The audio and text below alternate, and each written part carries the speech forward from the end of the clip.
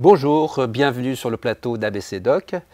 Je suis Irad Sobani, gastro-entérologue et oncologue digestif. Je dirige le service d'hépatogastroentérologie de l'hôpital Henri Mondor, qui fait partie de l'assistance publique hôpitaux de Paris, en compagnie d'Isabelle Baumgartner, ma collègue qui travaille dans le même hôpital, dans le service d'oncologie digestive, et Francesco Brunetti, chirurgien digestif, travaillant dans le même hôpital.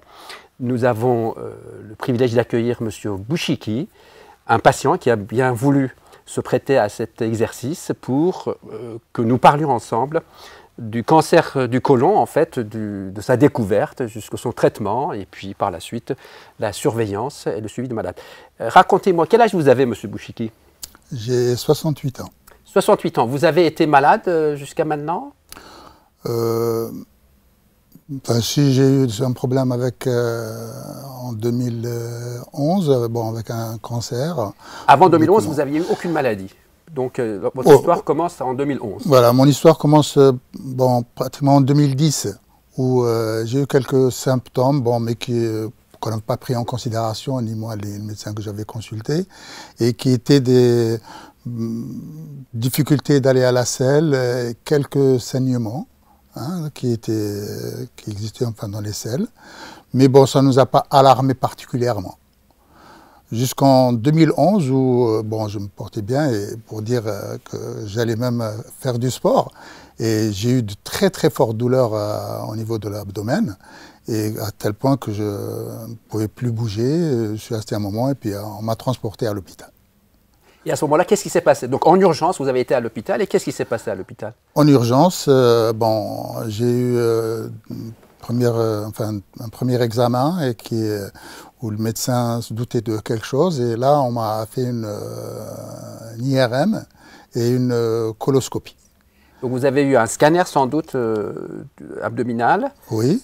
Et une IRM, une résonance magnétique, et ensuite une coloscopie. Une coloscopie.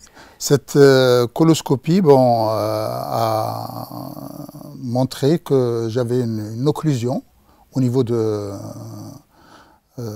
côlon, et une occlusion très importante, puisque ils n'ont pas pu aller au-delà de cet endroit-là pour voir s'il y avait autre chose plus loin. Et là, le lendemain, on a décidé de m'opérer parce que il y avait pas d'autre. On va arriver à l'opération, mais vous avez parlé de coloscopie. Pour faire une coloscopie, les malades ont besoin de prendre une purge. Donc vous avez dû avoir des difficultés pour prendre cette purge si vous étiez en occlusion. Donc sans doute on a fait la tentative de coloscopie sans la préparation, sans la purge. Je n'ai eu aucune préparation. C'est une situation en fait d'urgence où on n'a même pas la possibilité de faire correctement l'examen. L'examen coloscopique nécessite la prise de 4 litres de purge. Oui. Et donc, sans doute, face à la situation d'urgence, et parce que l'imagerie, le scanner ou l'IRM montrait une suspicion d'occlusion au niveau intestinal, on a voulu aller voir, et cela a dû confirmer qu'il existait une tumeur. Et à ce moment-là, on vous opère en urgence. Voilà. On m'a opéré, 2 jours plus tard, j'ai été opéré. On m'a opéré par cystoscopie. Donc, il y a eu quelques complications par la suite. Quelques jours après, on m'a enlevé cette tumeur. Et vous étiez content parce que la chirurgie a pu emporter la tumeur, oui. Mais seulement quelques jours plus tard, il a fallu vous réopérer, c'est ça? On m'a réopéré parce qu'il y avait un début d'infection, il y avait des fuites au niveau de cette suture. L'anastomose, oui. Voilà, et donc on m'a fait une opération ouverte. Et là, on a resuturé, on a nettoyé et on m'a fait on m'a posé une poche. On vous a posé une poche. On va revenir après à la suite. Je me dirige vers Dr Brunetti. Comment se fait-il? L'opérer en urgence, d'abord, est-ce que ça arrive? Et si ça arrive, dans quelle proportion des cas? Et ensuite, pourquoi on a dû le réopérer? Oui, effectivement, le cas de M. Bouchiki n'est pas si rare que ça, parce qu'un patient sur 10, celui chez qui on fait le diagnostic du cancer du côlon, il découvre à un stade où il est responsable d'une occlusion intestinale. Et la prise en charge du cancer du côlon dans cette période d'occlusion est toujours un peu plus difficile. Parce qu'elle pose des problèmes qui sont liés au patient, à l'âge, à son terrain, et à différentes choses qu'il faut prendre en considération. Lui, il était en bon état général. Lui était en bon état général. Mais on sait que l'occlusion fragilise le patient inévitablement, parce que probablement M. Bouchiki, même s'il ne se rappelle plus, il avait probablement commencé un peu à maigrir à partir du moment où il avait commencé à manifester ses symptômes, même s'il ne donnait pas beaucoup d'importance, ni lui ni les médecins qu'il avait consultés. Et on sait que le patient qui arrive à subir une intervention en urgence pour un cancer du côlon en occlusion, ce qui était son cas, est un patient qui fait un peu plus de complications aussi en post-opératoire, qui sont des complications chirurgicales ou des complications médicales. Donc a fortiori si ces patients ont d'autres comorbidités. Exactement. Donc M. Bouchiki n'avait aucun problème de santé, il était encore plus jeune que ce qu'il est actuellement, et donc en post-opératoire, il a fait une complication qui a concerné la suture, l'anastomose qui a été faite entre les deux morceaux d'intestin, ce qui est plus fréquent justement chez les patients qui ont été opérés en urgence. Et donc il a fallu le réopérer, et comme il dit lui, réparer la suture qui avait été faite, surtout y mettre une poche, une stomie, un anus artificiel temporaire bien sûr, parce que il fallait surtout qu'il se remette rapidement de cette période post-opératoire pour éventuellement pouvoir bénéficier, si c'était le cas ou s'il fallait, d'une chimiothérapie dont après, je pense que Isabelle va nous parler. Ça, on va revenir à la chimiothérapie, mais M. Bouchiki, donc une fois qu'on a réglé ce problème de complications post-opératoires, on vous a dit que la tumeur finalement n'était pas localisée au côlon. On vous a dit qu'il y avait une suspicion au niveau du foie, c'est bien cela? Lors des premiers examens, ils avaient découvert cette tumeur au niveau du côlon et une suspicion au niveau du foie. Mais bon, la priorité était à lever l'obstacle au niveau du côlon. Régler le problème du côlon. Et là, je reviens à ce qu'a dit M. Brunetti, Dr Brunetti, la perte de poids. Quand j'ai pratiquement fini ma convalescence de la première chirurgie, qui était celle du côlon, j'avais perdu 20 kilos.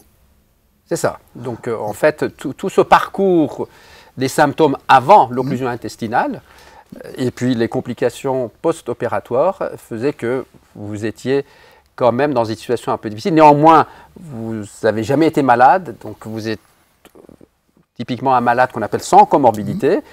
Et le problème n'était pas résolu, en fait. Le problème du cancer, certes, on a fait face à la situation d'urgence en levant l'obstacle pour vous permettre de manger, en fait, et faire face à cet amaigrissement.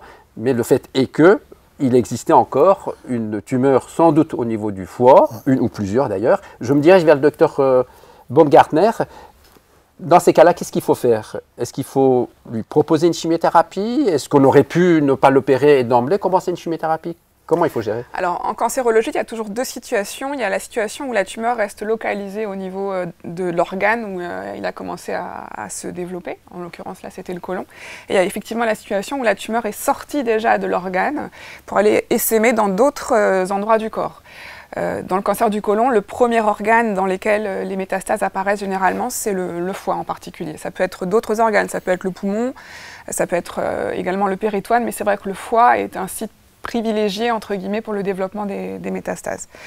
Donc dans le bilan initial, on fait ce fameux scanner, on fait parfois effectivement des IRM pour faire le bilan d'extension de la maladie.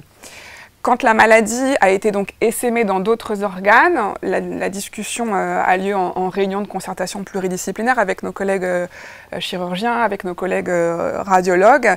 Et dans la plupart des cas, je ne dirais pas dans la totalité des cas, mais dans la plupart des cas, effectivement, on commence par une chimiothérapie. Ça, c'est vraiment l'objet de notre discussion de tous les jours en staff qui tient compte de beaucoup de facteurs, du nombre de lésions, de leur site, de leur taille. C'est en fonction de tous ces facteurs qu'on décide de est-ce qu'on opère d'emblée ou est-ce qu'on commence par une chimiothérapie. En l'occurrence, on ne pouvait pas ne pas l'opérer parce qu'il était en occlusion.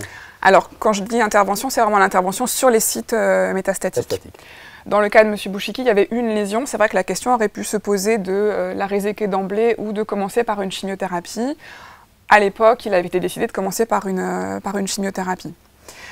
Après, en matière de chimiothérapie, on a plusieurs options. On a les chimiothérapies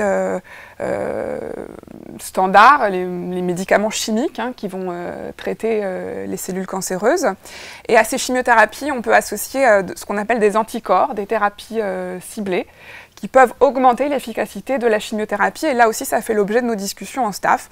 On peut être amené à ne proposer que la chimiothérapie simple, qu'on va qualifier de simple, ou la chimiothérapie associée à ces fameux anticorps pour augmenter l'efficacité des traitements. Ce que vous appelez la chimiothérapie simple, pour le dire de façon très claire, c'est l'association en fait de 2 molécules avec toujours une vitamine qu'on y associe. Ce sont des menus assez standardisés maintenant qu'on propose aux malades qui ont une métastase, ou même parfois des malades qui n'ont pas de métastase, mais la tumeur, sur l'analyse histologique, peut être à un stade avancé. Au-delà de cette situation où la maladie est métastatique et où on est amené à proposer une chimiothérapie, il y a une deuxième situation où on est amené à proposer une chimiothérapie. C'est le cas où la maladie, cette fois-ci, est localisée au niveau du côlon. Elle n'a pas été essaimée dans d'autres organes. Elle est localisée au niveau du côlon. Mais par contre, sur l'examen de la pièce opératoire, en histologie, les médecins voient que la tumeur est quand même sortie du côlon pour aller se mettre dans les ganglions qui sont adjacents. Parce que ça, M. Brunetti en parlera probablement, mais la chirurgie consiste vraiment à enlever la tumeur, mais aussi à enlever les ganglions qui sont autour, qui sont le premier relais du cancer. Donc cette pièce opératoire est examinée au microscope, et si seulement une cellule cancéreuse est trouvée dans un ganglion, même si c'est un ganglion parmi 35 ganglions, dans ce cas, on est amené à proposer une chimiothérapie complémentaire. Donc là, c'est un peu différent de la situation de tout à l'heure où on proposait une chimiothérapie parce qu'il y avait des métastases en place ou une métastase en place. Là, c'est une situation où on propose une chimiothérapie complémentaire à une chirurgie qui se veut complète et totale, mais c'est une chimiothérapie préventive finalement pour éviter la récidive de la maladie cancéreuse dans 6 mois, dans 1 an, dans 4 ans. Donc là, c'est une situation un peu différente. C'est ce qu'on appelle la chimiothérapie adjuvante en fait à la chirurgie, qui arrive après la chirurgie. Dans le cas de M. Bouchiki, comme vous disiez, étant donné qu'il existait des images métastatiques au niveau du foie, on a décidé de lui proposer une chimiothérapie pour d'une part voir quelle est la sensibilité en fait de cette tumeur restante, résiduelle à la chimiothérapie, et ensuite, éventuellement, proposer une chirurgie. Mais au-delà de l'association de 2 molécules plus une vitamine, donc qui constitue la chimiothérapie simple, dans ces situations-là, on a de plus en plus tendance à rajouter une molécule supplémentaire. Alors effectivement, en plus de la chimie, de la chimiothérapie, on a à notre disposition ce qu'on appelle des thérapies ciblées. Ce sont des anticorps qui vont, alors en fonction de la famille d'anticorps, parce qu'on a plusieurs familles à notre disposition, qui vont soit aller attaquer le cancer, soit aller attaquer les vaisseaux qui vont irriguer le cancer. En tout cas, on a à notre disposition plusieurs molécules qui ont prouvé leur efficacité dans cette situation et qui vont permettre, on l'espère en tout cas, avec plus d'efficacité, faire réduire la maladie ou en tout cas éviter qu'elle ne grossisse et en tout cas éviter qu'elle ne dissémine. Puisque le traitement avant tout, c'est nous permettre de faire diminuer la lésion mais éviter qu'il y ait d'autres lésions ailleurs. Au bout de 2-3 mois de ce traitement, quel qu'il soit, et en fonction de ce qu'on a décidé, de toute façon, au bout de 2-3 mois, on refait une imagerie, un scanner ou une IRM, ça on en rediscute entre nous, et on réévalue la possibilité de chirurgie, donc au fameux staff dont je parlais tout à l'heure, avec les mêmes confrères, on réévalue les possibilités de chirurgie pour la résection de ces métastases. Donc ces traitements qu'on ne va plus appeler chimiothérapie, on va appeler traitements complémentaires en quelque sorte, ont été menés dans le cas de M. Bouchiki. Vous avez suivi pendant combien de mois ce traitement Oui, je crois pendant 4 mois, une fois tous les 15 jours, j'ai eu une séance de chimio. Et ça a été décidé justement suite à la biopsie qui a été faite au niveau du foie et qui a décelé, qui a confirmé l'existence de métastases à ce niveau-là. En effet, parfois, malgré la réponse bonne de la chimiothérapie, quand il y a un doute sur une lésion résiduelle en fait au niveau du foie, on peut être amené à le documenter par des biopsies, voir au microscope s'il reste encore des cellules résiduelles tumorales, ce qui a été votre cas. Et après, dans les situations de réunion de concertation pluridisciplinaire, nos collègues chirurgiens ont estimé à un moment donné que voilà, on peut aller sans trop de dégâts, enlever là où les masses tumorales au niveau du foie, tout en laissant du foie restant pour le malade. Expliquez-nous, docteur Brunetti, comment ça se passe dans ces cas-là?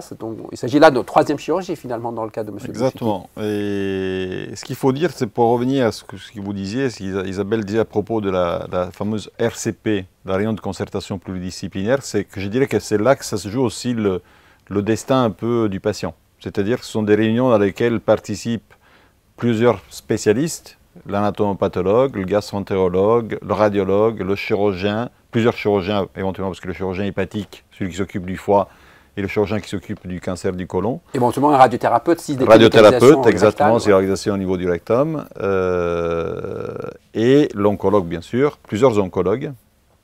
Et je dirais que c'est l'expertise, en effet, de beaucoup de ces intervenants-là, en particulier, par exemple, même du radiologue, qui va examiner les imageries qui ont été faites, parce qu'on peut décrire un nodule au niveau du foie, une relecture de l'imagerie, parce qu'elle est toujours faite à l'aveugle, sans tenir compte, par exemple, des résultats de l'imagerie qui a été faite par un autre collègue, ou même à l'extérieur, qui peut faire déceler d'autres nodules, qui peut changer donc la stratégie, même si on avait pensé, proposé au patient un traitement, parce qu'on avait rencontré le patient, on lui avait expliqué, on représente le dossier du patient, et là, l'expertise est essentielle.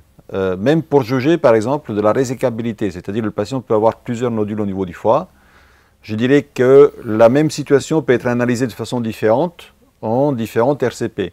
Alors avec, dans ces cas-là, une logique qui peut être défendue, parce qu'on change la stratégie, mais avec une politique qui est toujours défendable, entre guillemets. Mais des fois, si à la RCP, il n'y a pas l'expertise nécessaire, en termes de radiologie, en termes d'interprétation des images, en termes de traitement à proposer aux patients, je dirais que le pronostic peut changer. Donc ça, je dirais déjà, c'est pour l'importance de la RCP qui est vraiment quelque chose d'essentiel pour moi. Donc en d'autres termes, la RCP définit la stratégie thérapeutique, mais voilà. peut, de façon tactique, de temps à autre, modifier en fonction de l'expertise pointue Exactement. nécessitée par tel ou tel geste ou tel traitement. Exactement. Et pour revenir à la situation de M. Bouchiki, donc ce qu'il fallait faire, c'est s'assurer du caractère isolé, comme c'est son cas, de la métastase au niveau du foie, de ce nodule au niveau du foie. C'est pour ça qu'il avait eu un scanner et une IRM déjà au début, parce que l'IRM, on sait que c'est le meilleur examen pour étudier le foie en particulier.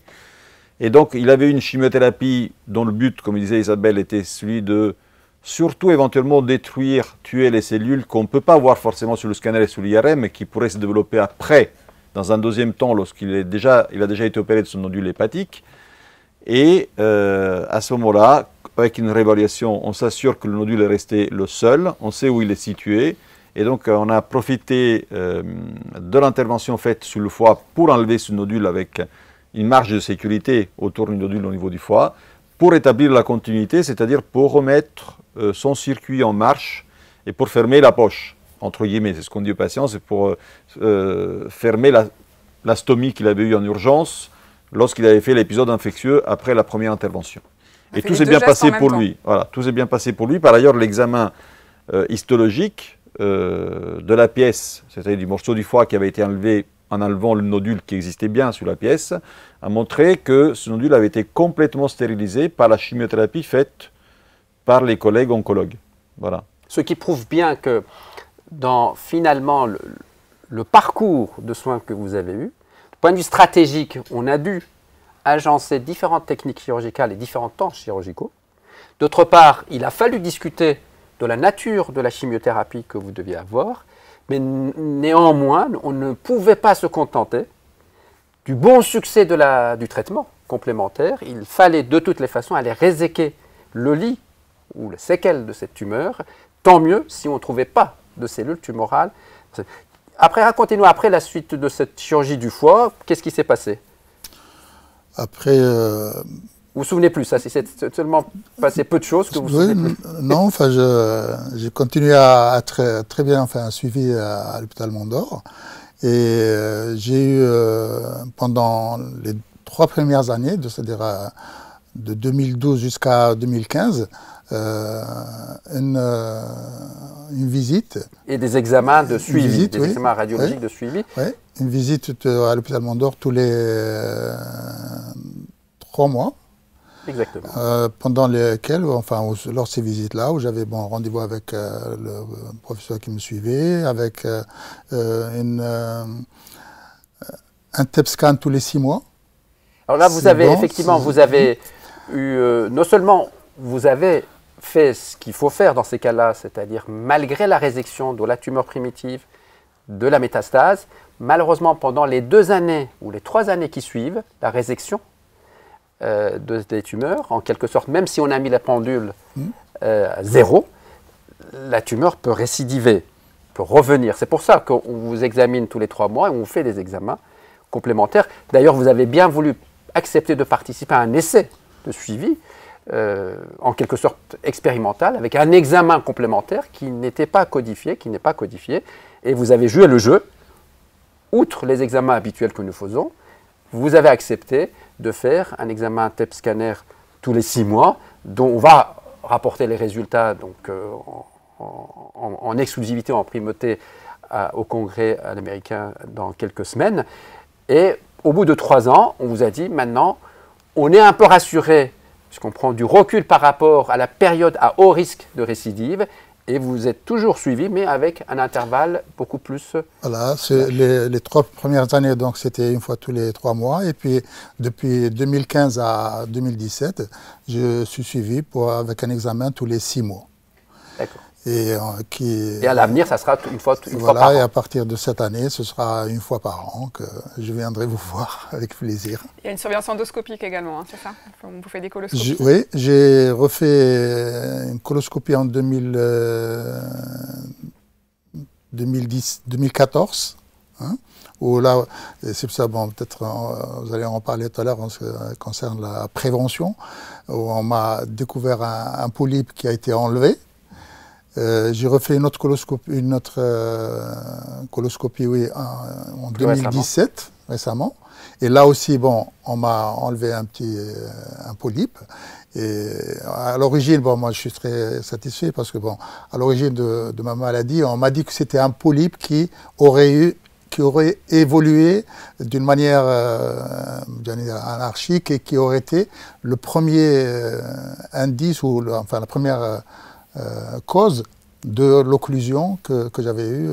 Nous devons conclure que vous n'avez pas participé à l'action du dépistage qui est proposée à tout individu de plus de 50 ans. Vous aviez plus de 50 ans, mais vous n'avez jamais fait les tests de dépistage qui sont proposés, même si on n'a aucun symptôme, sous forme d'un test dans les selles, hein, la recherche du sang occulte dans les selles. Ça, vous ne l'aviez pas fait, alors que peut-être, en effet, on aurait pu détecter les polypes à un stade avant la dégénérescence vers le cancer. Au cours de la coloscopie, on aurait pu en faire l'ablation, comme on en a fait en 2014 et en 2017, et ainsi éviter que vous arriviez en urgence avec les métastases. Effectivement, j'en suis persuadé maintenant. Et vous recommandez cela à votre entourage? Pas seulement que je recommande, bon, mais mon expérience a incité certains des gens qui sont dans mon entourage et qui ont justement été faire cette coloscopie de contrôle et préventive pour ce cas-là. Et j'en suis d'ailleurs bon, très satisfait de cet état qui fait que bon, mon exemple ou j'allais dire, la situation difficile par laquelle je suis passé puisse servir à certaines personnes de mon entourage. Je vais dans votre sens. En effet, en France, malheureusement, il y a encore chaque année un peu plus de 40 000 nouveaux cas de cancer dont on peut éviter d'abord la progression, l'apparition, en misant sur les tests de dépistage. Tout un chacun, à partir de 50 ans, devrait faire un test de dépistage, a fortiori s'il y a des symptômes comme vous en aviez eu, c'est-à-dire du sang dans les selles ou des douleurs, allez voir son gastro-entérologue ou son médecin généraliste pour planifier des examens dans le cadre de soins. Et on commence dans certaines régions du monde déjà à assister à la baisse de la prévalence de cancer du côlon grâce aux actions de dépistage. Il faut que plus de la moitié de la population participe à ces actions de dépistage. Mais avant de conclure, j'aimerais revenir vers Dr Brunetti.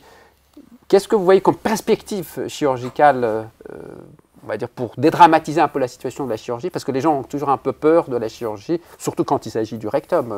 La première question qu'ils posent souvent les patients lorsqu'on les voit, parce qu'on a diagnostiqué un cancer du côlon, pas dans la même situation que M. Bouchiki, ce n'est pas une occlusion, avec un bilan d'extension négatif, donc pour lequel on a décidé en RCP de les opérer. La première question, la question qui revient le plus souvent en consultation, elle concerne la crainte de la part du patient d'avoir ce qu'on appelle une poche, surtout définitive. Alors, effectivement, cette poche, la colostomie, l'anus artificiel, est relativement rare aujourd'hui, lorsqu'on opère le patient de façon élective, c'est-à-dire à froid. Elle n'est faite que si le cancer concerne vraiment la partie très basse du rectum, donc elle concerne le sphincter, parce qu'il faut enlever le sphincter dans ces cas-là, et donc on ne peut pas garder l'appareil sphinctérien, l'anus, voilà, qui nous permet effectivement d'être continent. Et une fois qu'on les a rassurés sur l'indication ou pas d'une colostomie qui reste, comme je vous ai dit, très peu fréquente, aujourd'hui la perspective, mais depuis quelques années déjà, est la chirurgie mini-invasive, c'est-à-dire l'apport à la chirurgie du côlon, du cancer du côlon et du rectum et d'autres sites, justement dans la célioscopie, qui est une chirurgie qui se fait par des petits orifices, par des petits trous. Et aujourd'hui, par ailleurs, cette chirurgie célioscopique est même assistée par ce qu'on appelle le robot, la chirurgie robotique, dont on a la chance effectivement de disposer à Mondor et à la PHP dans différents sites.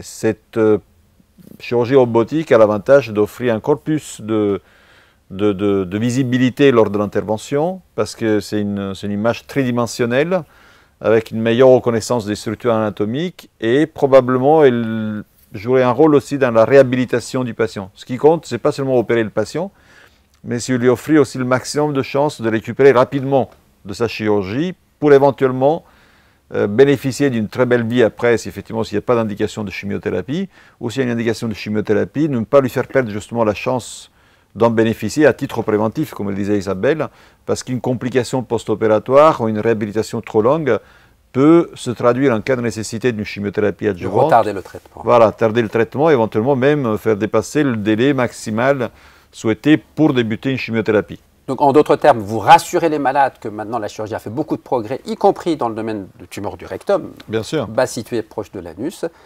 Je reviens vers Isabelle. On entend beaucoup parler de traitement à la carte, comme si finalement on ne proposait plus de traitement, on va dire, d'ordre général à tout le monde. Chaque tumeur du côlon a sa spécificité, mais également de l'immunothérapie dans d'autres indications. Qu'en est-il dans le domaine du côlon ? Alors effectivement, le traitement à la carte, c'est très vendeur. On n'en est pas encore tout à fait là à se dire que pour un type de cancer, il y a un type de traitement. Mais effectivement, dans les thérapies ciblées dont je parlais tout à l'heure, il y a plusieurs familles, hein, je le disais. Et pour certaines d'entre elles, en tout cas, on a besoin de savoir si la tumeur est porteuse ou pas de certaines cibles thérapeutiques. Donc ça, c'est aux médecins de biologie moléculaire. Hein. Maintenant, la biologie moléculaire, elle a beaucoup d'importance dans le traitement du cancer. C'est aux médecins biologistes moléculaires de nous dire voilà, telle cible est présente sur le cancer, donc vous pouvez proposer tel traitement. Ça, c'est pour les thérapies ciblées, les anticorps dont je parlais tout à l'heure. Et puis la voie d'avenir, hein, parce que là, on voit que ça fait beaucoup parler et ça a l'air d'être très intéressant. C'est ce qu'on appelle, oui, l'immunothérapie. Donc l'immunothérapie, le concept, il est différent. L'immunothérapie, c'est juste mais c'est beaucoup. C'est un traitement qui est censé stimuler, en fait, l'immunité du corps. Donc en fait, c'est un traitement qui va permettre au corps de se défendre, en fait, par ses propres moyens, finalement, de lui donner les moyens de se défendre contre le cancer. Donc c'est vraiment une piste d'avenir. On a des essais thérapeutiques qui sont très prometteurs. Il va nous falloir probablement encore quelques années pour que ça fasse partie de nos traitements vraiment standards. Hein. Pour l'instant, c'est essentiellement dans le cadre d'essais thérapeutiques, mais c'est une voie vraiment d'avenir qui, je pense, va beaucoup changer le traitement du cancer, et pas seulement le cancer digestif. Hein.